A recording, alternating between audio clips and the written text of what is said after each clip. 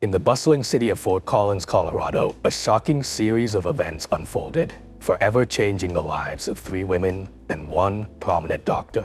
A web of deceit, jealousy, and obsession spiraled out of control, culminating in a murder that left the community in shock. This is the story of Dr. Andrew Bennett, a brilliant, handsome, and intelligent 27-year-old physician whose life was tragically cut short in an affair that spiraled beyond his control. It was the spring of 2009 when Dr. Andrew Bennett, a charismatic and promising young doctor, found himself free from the chains of a toxic relationship that had drained him emotionally. For the past year, he had been entangled in a relationship with a woman who brought out the worst in him, leading to constant fights, mistrust, and manipulation. The relationship had taken a toll on him, leaving scars deeper than anyone could see.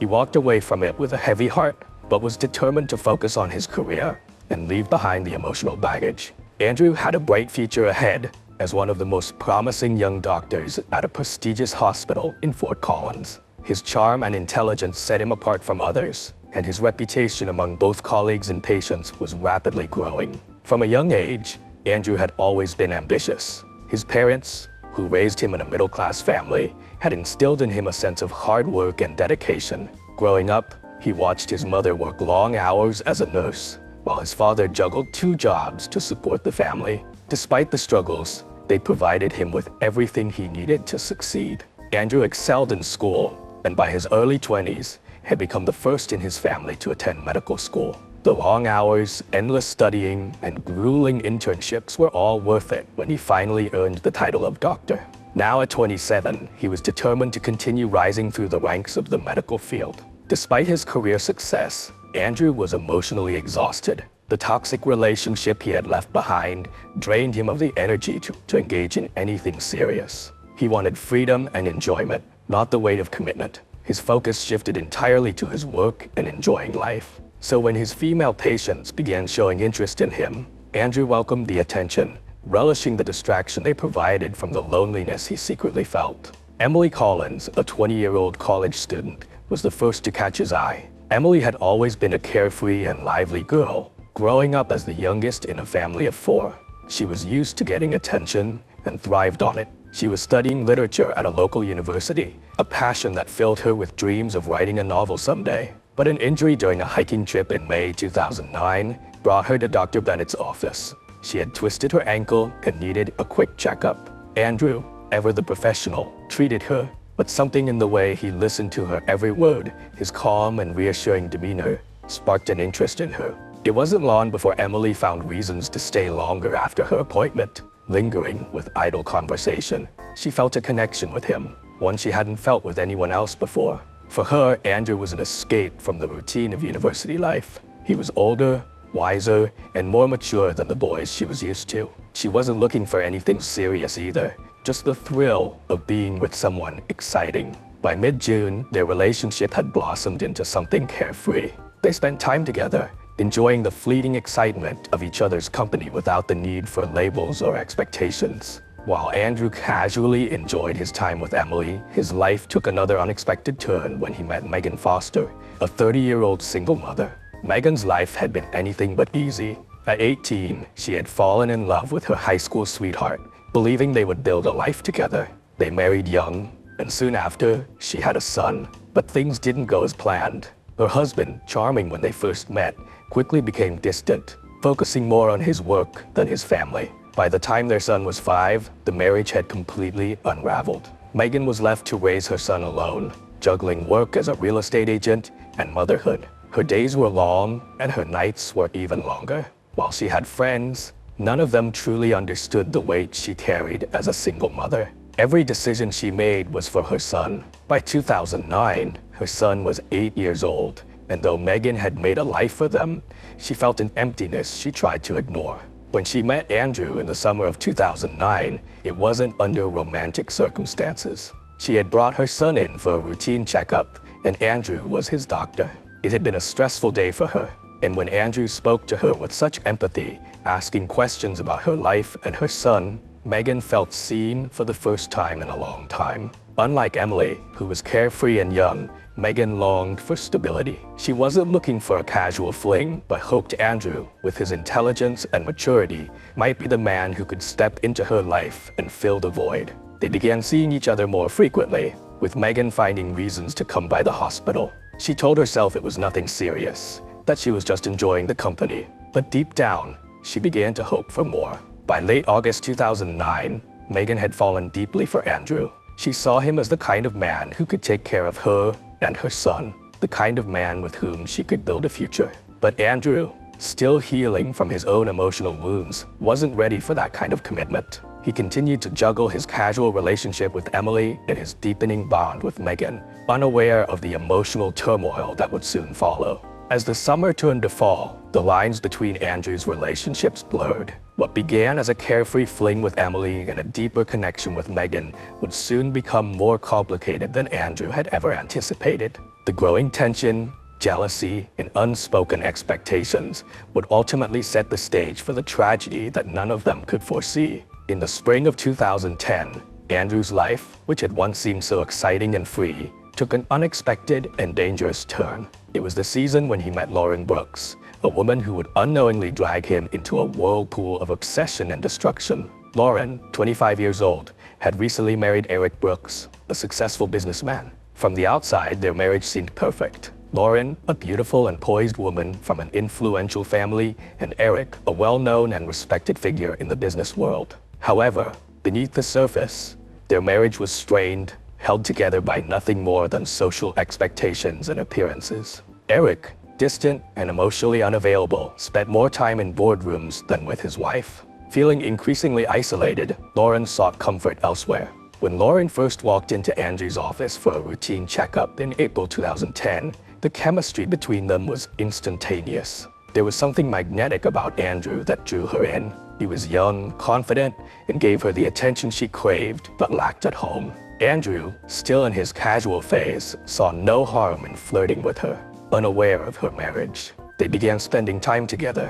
What started as a few innocent appointments turned into something much more intimate. Meanwhile, Megan was not handling things well. By the summer of 2010, she had already developed a strong emotional attachment to Andrew. She thought of him as more than just a passing fling. In her mind, Andrew could be the one who would finally give her the life she had longed for, a stable home for her and her son. When she noticed that Andrew had been spending time with Lauren, Megan's world began to crumble. Unlike Emily, who remained detached and indifferent to Andrew's other relationships, Megan felt a deep sense of betrayal. She couldn't understand why Andrew would be interested in someone else when he had her. In July 2010, Megan confronted Andrew. She told him that she knew about Lauren, and the mere mention of her name caused a shift in their relationship. Megan didn't care to hide her jealousy or her emotions. However, Andrew, still thinking that things between him and Lauren were casual, brushed Megan's concerns aside. He told her that there was nothing serious between him and Lauren,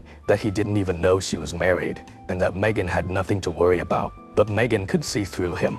Every time Andrew dismissed her feelings, the sense of betrayal grew stronger. She could feel him slipping away and her hold on him weakening. By the end of 2010, Andrew was more involved with Lauren than he had ever planned to be. The thrill of the affair excited him, and Lauren's charm made it easy to overlook the potential consequences. Lauren, despite being married, had no intention of ending things with Andrew either.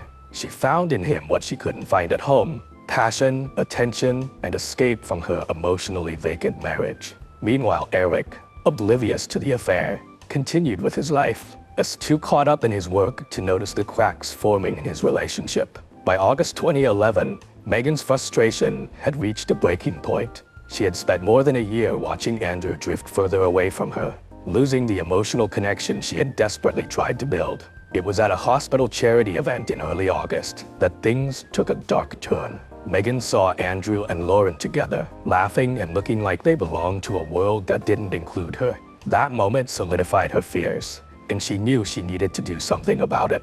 Driven by jealousy, Megan began investigating Lauren's life. She discovered that Lauren was not just a random woman. She was married to Eric Brooks, a man with deep connections in the business world and the local community. Lauren's marriage wasn't just a small detail. It was a secret that could destroy not only Andrew, but also Lauren's entire life.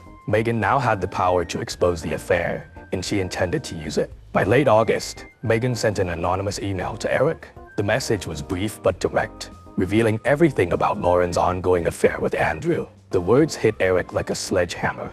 He had suspected that something was off in his marriage, but he had never imagined the extent of Lauren's betrayal. Eric spiraled into depression, his mind consumed with thoughts of revenge. His life, which had been neatly arranged, now felt like it was crumbling around him. He withdrew from his work, avoided his friends, and spent hours alone, consumed by the thought that Andrew had destroyed his marriage. While Eric was slipping into a dark emotional state, Lauren's life began to unravel as well. Eric confronted her about the affair, and although she tried to deny it at first, the weight of guilt overwhelmed her. Their marriage, already hanging by a thread, collapsed under the pressure of the truth. Lauren, once poised and composed, found herself trapped between two men, one she had vowed to love, and the other who had made her feel alive again. But now it was all slipping away. On March 6, 2012, everything came crashing down. Dr. Andrew Bennett was found dead in his home. The scene was horrific. He had been brutally stabbed multiple times, his body lying in a pool of blood in the living room. The crime scene showed signs of a struggle, indicating that Andrew had tried to fight off his attacker, but the assault had been too violent. The police, arriving at the scene early that morning, immediately began piecing together the details. The next day, March 8, 2012, the police questioned both Megan and Lauren.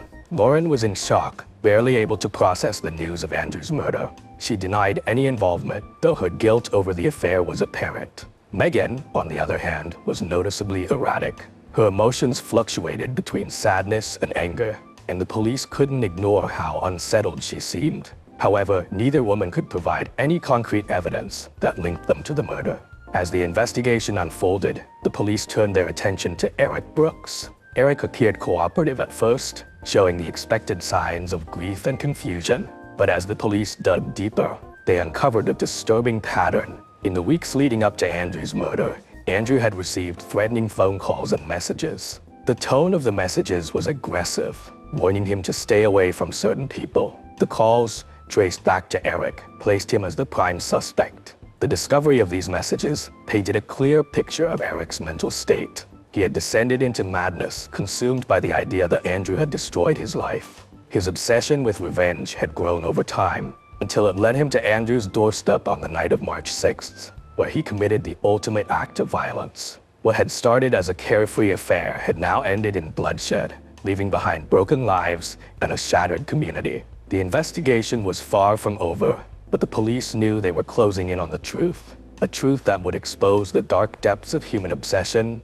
jealousy, and betrayal. On March 20th, 2012, the investigation reached its climax. After weeks of gathering evidence and chasing down every lead, the police finally had what they needed to arrest Eric Brooks. They had suspected his involvement from the moment they uncovered the threatening messages and late-night calls directed at Andrew. But it wasn't until they found Eric's fingerprints on the murder weapon, a kitchen knife, that their suspicions were confirmed. They had taken meticulous work, but the pieces were finally falling into place. When the police arrived at Eric's home that morning, the atmosphere was tense. Eric had been living in a state of emotional turmoil for months, isolated from his work and friends, consumed by thoughts of betrayal and revenge. His once orderly life had crumbled into chaos after learning about Lauren's affair, and the murder of Andrew had been the breaking point. He offered little resistance when the police arrived at his door, his face hollow from weeks of sleepless nights and despair. During the interrogation, Eric confessed to the murder, but his confession wasn't as straightforward as the police had expected. While he admitted to killing Andrew, the details he provided shocked everyone. Eric claims that he hadn't acted alone, that he had been pushed into committing the crime by Megan Foster. According to Eric, it was Megan's jealousy and resentment toward Andrew that had driven him to kill. He alleged that Megan had called him repeatedly in the weeks leading up to the murder, reminding him of Andrew's betrayal and urging him to take action. In his mind, Megan had planted the seeds of revenge, constantly feeding his anger until he felt he had no choice but to make Andrew pay for what he had done. Eric described how each call from Megan had intensified his hatred for Andrew. She had painted Andrew as the villain, the man who had destroyed both their lives. Eric, already fragile from the collapse of his marriage, began to believe that Megan was right. His rage and jealousy consumed him, pushing him to the brink, and on March 6, 2012, that rage exploded into violence. He had gone to Andrew's house, fueled by a mixture of pain and anger, and in a fit of uncontrollable emotion, he had stabbed him.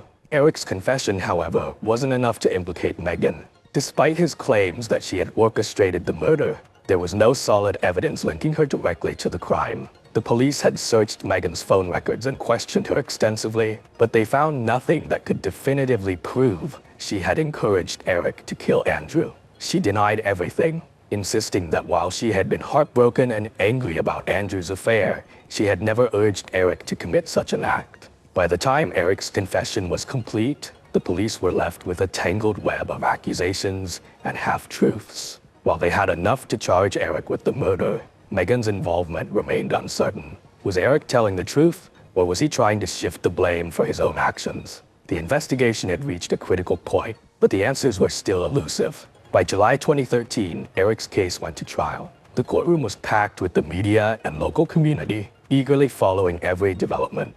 The murder of Dr. Andrew Bennett, a beloved figure in Fort Collins, had shocked the city, and the revelation that his death had been the result of a sordid affair involving 3 different women made the case even more sensational. Everyone wanted to know how the trial would unfold, who would be held accountable, and whether Megan Foster, whose name had been dragged through the mud, would face charges of her own. The prosecution, led by a seasoned attorney, painted Eric as a man driven to madness by the betrayal of his wife. They presented him as a once successful businessman whose world had been shattered by the affair, leaving him emotionally unhinged. The evidence was damning. Eric's fingerprints on the murder weapon, the threatening messages to Andrew, and his own confession left little room for doubt. The prosecution's argument was simple. Eric had acted out of jealousy and rage, unable to cope with the destruction of his marriage. However, Eric's defense team took a different approach. They pushed the narrative that Megan had manipulated Eric into committing the murder.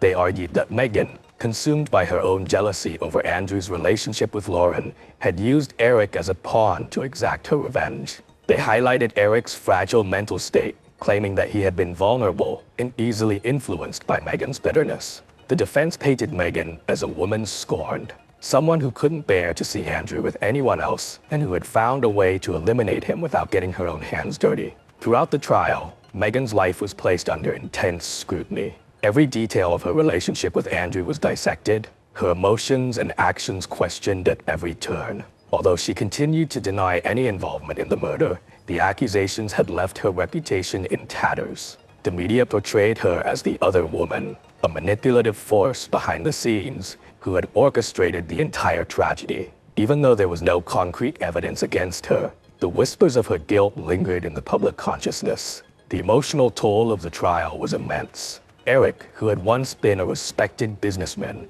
sat in the courtroom looking defeated, his life in ruins. Lauren, whose affair had set the entire chain of events into motion, was also present, though her relationship with Eric had long since ended. She too grappled with the guilt of what her actions had caused. And Megan, the woman at the center of the defense's argument, struggled to maintain her composure as her name was dragged through the mud. In September 2013, after weeks of testimony and cross-examination, the jury reached its verdict. Eric was found guilty of first-degree murder and sentenced to life imprisonment without the possibility of parole. The weight of the sentence was crushing, but it was the inevitable outcome for a man who had taken another's life in a fit of rage. While Eric's fate was sealed, Megan's story was far from over. Though she was not convicted of the murder, she faced a separate trial for charges of incitement, accused of pushing Eric to commit the crime. The trial that followed was long and grueling, with Megan continuing to maintain her innocence.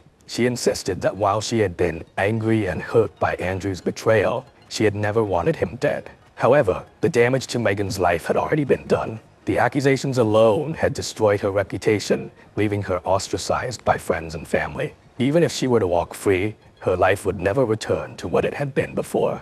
The trial had exposed the darkest corners of human emotion, jealousy, obsession, and betrayal, and had left a permanent scar on everyone involved. In the end, Eric's actions had taken not only Andrew's life, but also his own, while Megan was left to pick up the pieces of a life shattered beyond repair. The once promising doctor, whose charm had captivated so many, became a tragic figure in a story of obsession that would haunt the community for years to come. The community of Fort Collins was left reeling by the events that transpired. Dr. Andrew Bennett, once admired for his skill and charm, became a tragic figure in a story of obsession and betrayal. Lauren, whose affair had set these events in motion, divorced Eric and moved away to start anew, though she was haunted by the guilt of what her actions had set into motion. Megan, once a hopeful single mother looking for love, now faced years behind bars for her role in the tragedy. The tale of love, lust, and deadly obsession remained a cautionary story for years, leaving everyone to wonder what dark thoughts drove Eric and Megan,